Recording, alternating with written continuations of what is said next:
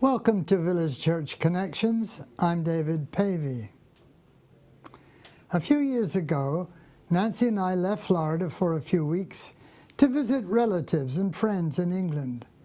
But all good things come to an end, and so the time came to return to the Sunshine State.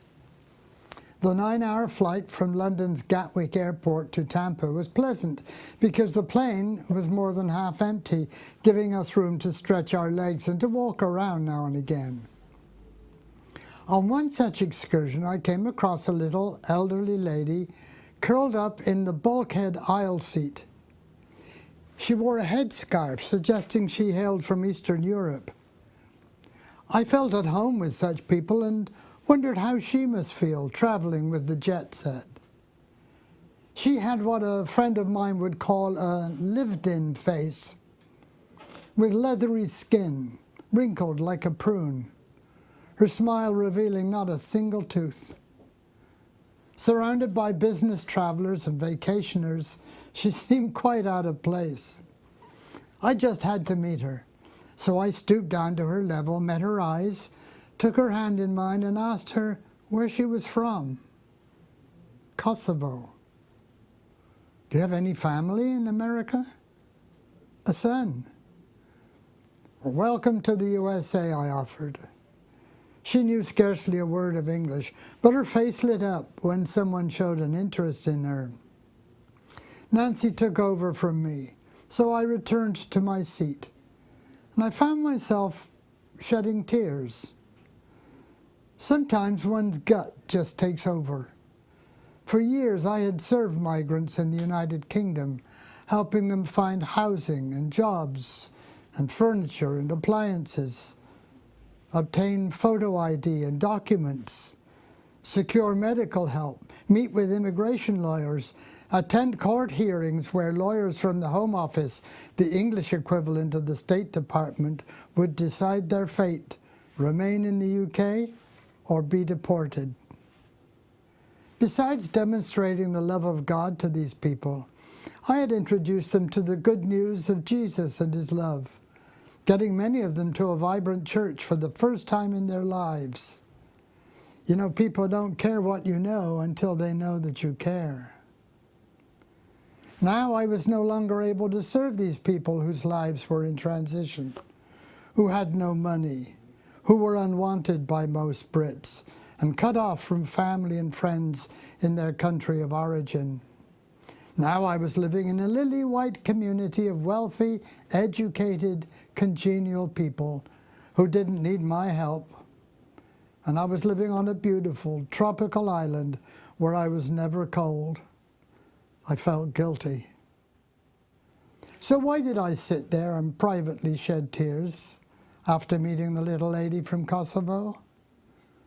I wept for the many in other lands who had never heard what Jesus had done for them and how he longs to give them life eternal. I wept for the genuine refugees in this world who through no fault of their own have been forced out of their motherland. I wept for those foreigners who had made it to Great Britain, heard the gospel, but not responded appropriately. But I thank God for those who had. And I wept because once again we were leaving our immigrant friends in England who had become such a part of our lives. And I wept because we only go around once. Nancy and I had been faithful to our calling and would be serving the Lord back in Europe today if we were younger, though we delight in God's having brought us to this pleasant place, which we enjoy enormously, certain that we're in the right place for this stage of life. I was reminded that God is no respecter of persons, and that I could still be useful in an American retirement community. The words of Shakespeare come to mind as he has Hamlet ask, "What is a man? If his chief good and market of his time be but to sleep and feed, a beast no more." Some men die in battle, some go down in flames, but some men go down inch by inch while playing little games. Jesus said we must quickly carry out the tasks assigned for us, by the one who sent us. The night is coming, and then no one can work. This is a solemn reminder to Christians that swift to its close ebbs out life's little day. The night is coming when our service on earth will be over forever. Therefore, we should use the time that is given to us to serve the Lord acceptably. Translated from the Latin, my high school motto in the old country was, "While we have time, let us do good." The words of John Wesley, the great Methodist preacher, come to mind too. "I propose to be busy as long as I live, if my health is so long indulged to me. Lord, let me not live to be useless."